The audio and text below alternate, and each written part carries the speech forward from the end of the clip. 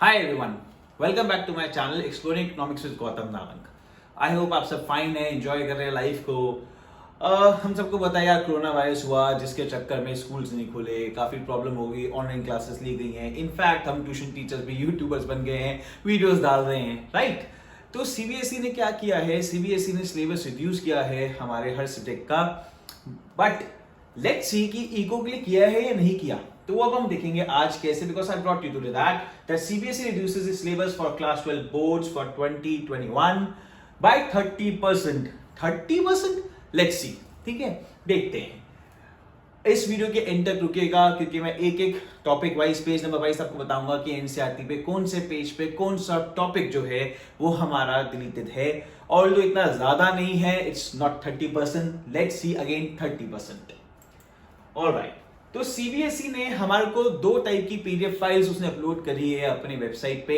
One that is on this side is the deleted course. उन्होंने clearly लिख दिया कि ये चैप्टर्स ये डिलीटेड है। क्लियरली नहीं, इतना क्लियरली तो नहीं लिखा यार इन्होंने। जैसे इंडियन इको का आप देखेंगे तो उन्होंने यहाँ कुछ भी क्लियरली नहीं लिखा। इनफैक्ट पता नहीं सीबीएसई क्यों क्लियरली लिखता नहीं है बच्चों को कि बेटा ये पेज नंबर पे ये टॉपिक है, ये मत करना। ऐसा क्यों करता है? वैसे अच्छा ही नहीं करता है, वरना आप लोग मेरी वीडियो क्यों देखोगे? तो सही कहना नहीं यार, सीबीएसई सही हो, ऐसे लिखना चाहिए। तो देखिए, एक साइड पे उन्होंने दिया है कि क्या उन्होंने डिलीट किया है, और एक साइड पे उन्होंने दिया है रिवाइज्ड सिलेबस। अब इसमें का मतलब this side will come, this is the one जो आएगा। तो देखते हैं, इसमें कुछ गड़बड़ है यार। ये लोग 30% भी कह रहे हैं और कुछ पंगे भी हैं। देखते हैं प्लीज, लेट्स सी। तो सबसे पहला सीबीएसई ने डिलीट किया है for macro money and banking chapter, money and banking unit. उन्होंने डिलीट किया है control of credit through bank rate, CRR, SLR, repo rate and reverse repo rate, open market operations, margin requirements etcetera. मतलब उन्होंने credit को control करने के तरीकों को चेंज किया, उसको कहा कि वो नहीं आपने याद करना। पर यार याद नहीं करना तो फिर एक काम और करो, इधर देखो एक बारी, unit 3 determination of income and employment जो है उसके अंदर सेम टॉपिक आता है, दैट इज प्रॉब्लम्स। ये दिस इज रिवाइज्ड, ये आएगा, ठीक है। तो देखिए इसमें क्या है, problems of excess demand and deficit demand, measures to correct the changes in government spending, that is taxes, money supply through bank rate, ठीक है। Then CRR, SLR, repo rate, reverse repo rate, open market operation, margin requirements. तो ये क्या था? अब जो बच्चे पिछले साल 12 पढ़ चुके हैं उन्हें ये बात पता है कि भैया मनी एंड बैंकिंग में एक टॉपिक है जिसका नाम है money multiplier. Determination of income and employment में भी एक टॉपिक है जिसका नाम है इन्वेस्टमेंट मल्टीप्लायर, जो समवट सिमिलर है, एग्जैक्ट सेम नहीं है बट काफी हद तक ऑलमोस्ट मान लो सेम है, ठीक है। और उनके अंदर मनी को कंट्रोल करने के लिए, मनी मल्टीप्लायर को कंट्रोल करने के लिए जो इंस्ट्रूमेंट्स हैं, सेम इंस्ट्रूमेंट्स यूज होते हैं इन्वेस्टमेंट मल्टीप्लायर को करने के लिए। तो वो जो चीज हम वहां पढ़ते थे वही चीज हम यहां पढ़ते थे। स्टूडेंट्स को फायदा हो जाता था कि वो एक चीज करते थे, दो क्वेश्चंस उनके प्रिपेयर हो जाते थे। अब सीबीएसई ने कहा कि चलो भाई इसको हटा देते हैं, तो एक चैप्टर से हटा दिया तो दूसरे में तो तब भी कर रहे हैं, तो कोर्स कहां कम हुआ? बेवकूफ बना रहे हैं, लॉलीपॉप दे रहे हैं हमारे को, राइट। तो ये चीज यहां भी करनी है, यहां से हटा दी तो यहां तो करनी है। इसको हटाने का क्या फायदा था? कुछ और हटाते, ठीक है। सिमिलरली एक और चीज ध्यान से देखिए, कंट्रोल ऑफ क्रेडिट यहां पे डिलीटेड लिखा है, कंट्रोल ऑफ क्रेडिट यहां पे डिलीटेड लिखा है कि डिलीटेड फाइल में लिखा उन्होंने कि मनी एंड बैंकिंग में कंट्रोल ऑफ क्रेडिट नहीं आएगा। तो फिर उन्होंने रिवाइज फाइल के अंदर, रिवाइज पीडीएफ फाइल के अंदर उन्होंने लिखा है control of credit in money and banking. अरे क्या चाहते हो भाई, करें या ना करें? करें क्या, हम नहीं करें या करें? कंफ्यूज कर दिया यार आपने तो हमारे को सीबीएसई। क्या करें, कंट्रोल ऑफ क्रेडिट करें या ना करें? मैं आपको इन दोनों फाइल्स के लिंक्स नीचे डाल दूंगा। ये सीबीएसई के थ्रू है, किसी भी एरी गैरी वेबसाइट का नहीं है। This is on CBSE website. There are two files, one is deleted economic course, the other is revised economic course. Revised means that will come in CBSE board exam.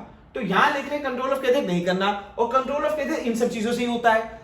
थोड़ी सी और चीजें हैं जैसे model situation वगैरह, वो 2-3 topic है छोटे से।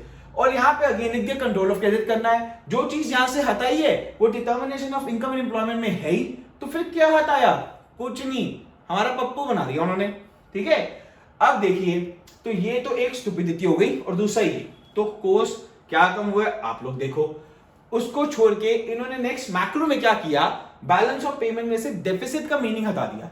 यार डेफिसिट क्या होता है? डेफिसिट होता है कमी। बैलेंस ऑफ पेमेंट भी एक अकाउंट होता है जिसके अंदर एक साइड क्रेडिट साइड है, एक साइड डेबिट साइड है। अब अकाउंट स्टूडेंट तो बड़े आसानी से समझेंगे भाई, जब भी क्रेडिट साइड ज्यादा होगी और डेबिट साइड कम होगी तो उसको हम डेफिसिट कहेंगे।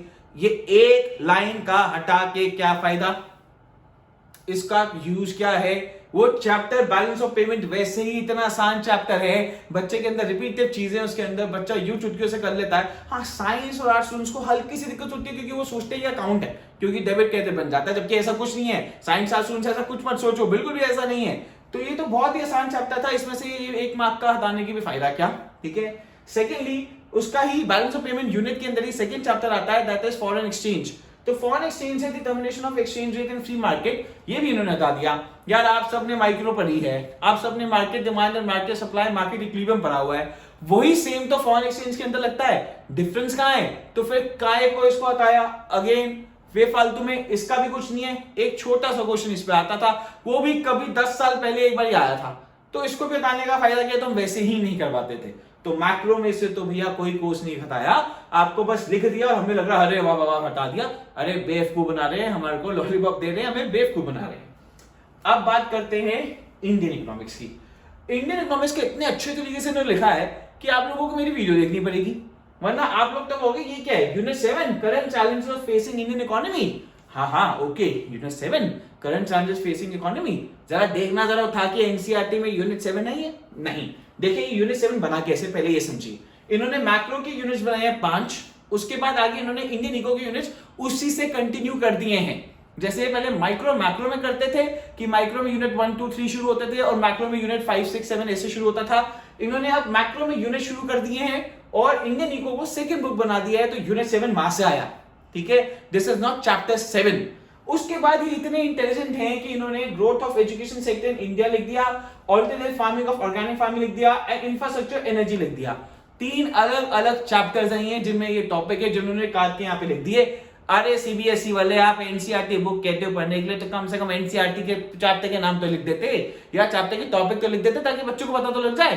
नहीं नहीं नहीं नहीं नहीं नहीं लिखना चाहिए ना, मेरी वीडियो कैसे देखोगे यार। चलो, तो मैं आज आपको ये मैक्रो में तो कुछ करता नहीं है यार, हमें पप्पू बनाया, तो इसके अंदर उन्होंने काटा है, कैसे काटा है ये हम आपको यहाँ पे बताएंगे, एक एक टॉपिक विद पेज नंबर्स मैं आपको यहाँ पे बताने वाला हूं। तो लेट्स सी इंडियन इको में क्या करता है। तो सबसे पहले आता है हमारा टॉपिक रिलेटेड में से चैप्टर 5 के अंदर, चैप्टर 5 ऑफ एनसीईआरटी। देखिए मैं अलग अलग बुक्स का नहीं बता सकता आपको क्योंकि ऐसे तो बहुत बड़ी वीडियो बन जाएगी, संदीप घर में इतनी वीक हो रही क्या है। That is why I am telling you bye NCERT, because NCERT सबके पास है। अगर नहीं भी है तो एनसीईआरटी की वेबसाइट से आप ई बुक डाउनलोड कर सकते हैं। तो मैं आपको एनसीईआरटी से बताता हूं। Chapter 5 human capital formation in India, topic number 5.6, topic number 5.6 कहता है। टॉपिक का नाम है education sector in India, topic name is education sector in India and उसका पेज नंबर है 92 से 94। तो आपको 92 से 94 ऑफ एनसीईआरटी न्यू बुक, अगर आपके पास न्यू बुक नहीं है तो आप उसकी वेबसाइट से डाउनलोड कीजिए। आपको 92 से 94 नंबर पेज नंबर नहीं करना, दैट टॉपिक नहीं करना। इसी चैप्टर में से एक और टॉपिक कहता है, that is topic number 5.7 again of NCERT, topic number 5.7। Topic name is future prospectus, that is what is future में हम क्या करने वाले हैं उसके ऊपर है ही। अगेन उन्होंने काट दिया। देखो इंडियन इको तो मुझे वैसे ही पसंद है यार, वो हिस्ट्री टाइप फील होती है तो इजीली याद हो जाती है, कोई कॉन्सेप्ट समझ ले तो। पता नहीं क्यों इसमें से हटाया, मैक्रो से नहीं हटाया, जिसमें टफ चीजें थी वहां से हटाते, इसमें से कम कर जाते हैं, लेकिन पता नहीं क्यों हटा दिया। Topic name future prospects and page number 94 to 95। तो ध्यान देना, 2 पेजेस यहां, 1 पेज यहां, ठीक है। ये हटा आपका चैप्टर 5 में से। आपको चाहिए तो इसको पॉज करके आराम से इसको अपनी बुक में नोट कर सकते हैं। देखिए नेक्स्ट है chapter 6 rural development, chapter 6 rural development. इसमें से कहता है आपका topic number 6.6, topic number 6.6 of NCERT. Topic का नाम है organic farming, organic farming. Actual में बुक में आपको इसका नाम दिखेगा sustainable development and organic farming. मैंने यहां पर ऑर्गेनिक फार्मिंग क्यों लिखा, मैं भी सीधा लिख सकता था sustainable development and organic farming, क्योंकि वहां पे सीबीएसई ने कहा है, लिखा है अपनी डिलीटेड में ऑर्गेनिक फार्मिंग, तो बच्चे कंफ्यूज ना हो इसलिए मैं सीधा टॉपिक नंबर बता रहा हूं। और जो सीबीएसई ने नाम लिखा था वही नाम लिख दिया मैंने, ऑल्दो इसका बुक में नाम है sustainable development and organic farming, तो ये टॉपिक भी नहीं आएगा। ये पेज नंबर 110 टू 112 है, तो 2 पेज और, 2 पहले दो, एक 3 और 2 अब 5 पेजेस का आते हैं आपके। हमने अभी तक लास्ट जो इन्होंने हमारा अभी तक किया है वो है इंफ्रास्ट्रक्चर। इंफ्रास्ट्रक्चर चैप्टर नंबर 8 है एनसीईआरटी का। उसके अंदर हमारा टॉपिक नंबर कहता है 8.5। टॉपिक नंबर 8.5, टॉपिक का नाम है एनर्जी, यही नाम है इस टॉपिक का, और सीबीएसई ने अपने उसमें लिखा भी था एनर्जी। ठीक है, एनर्जी का पेज नंबर है 144 टू 149। तो 5 पेज पहले, 5 पेज अब, 10 पेजेस इन टोटल डिडक्शन हुई है। ठीक है, तो आपके गिनती के सिर्फ 4 टॉपिक्स हटाए गए हैं और 2 आपके बैलेंस ऑफ पेमेंट से जो बहुत छोटे छोटे थे। मनी एंड बैंकिंग का बेवकूफ बनाया गया है। तो अब आप खुद डिसाइड करिए कि क्या सीबीएसई ने हमारा सिलेबस 30% से कम किया है, क्या इको में ये वैलिड है या नहीं। प्लीज डिसाइड कीजिए, नीचे कमेंट लिखिए, शेयर करिए इसको, अपने फ्रेंड्स को बताइए कि यार 30% इको में से तो नहीं कटा है। अगर अभी भी किसी को डाउट है तो वीडियो की स्टार्टिंग में नीचे डिस्क्रिप्शन में भी मैं अपना फोन नंबर भी लिखूंगा, आप लोग मुझे व्हाट्सएप पे कांटेक्ट कर सकते हैं। मेरा इंस्टाग्राम अकाउंट का लिंक भी है वहां पे, आप वहां से मुझे कांटेक्ट कर सकते हैं। देखिए एक बार अगेन, हमारा 30% डिक्रीज नहीं हुआ। अगर आपको मेरी वीडियो अच्छी लगी हो, यूजफुल लगी हो, क्योंकि मैंने एक एक पॉइंट एग्जैक्ट बताया कि कहां पे है, तो kindly please share my video, subscribe my channel, spread my channel, ताकि स्टूडेंट्स को फायदा हो, वो पढ़ सकें। स्पेशली वो लोग जो ट्यूशंस नहीं ले सकते, वो मेरे चैनल से देख के काफी कुछ सीख सकते हैं। I hope you like my videos. Bye, take care.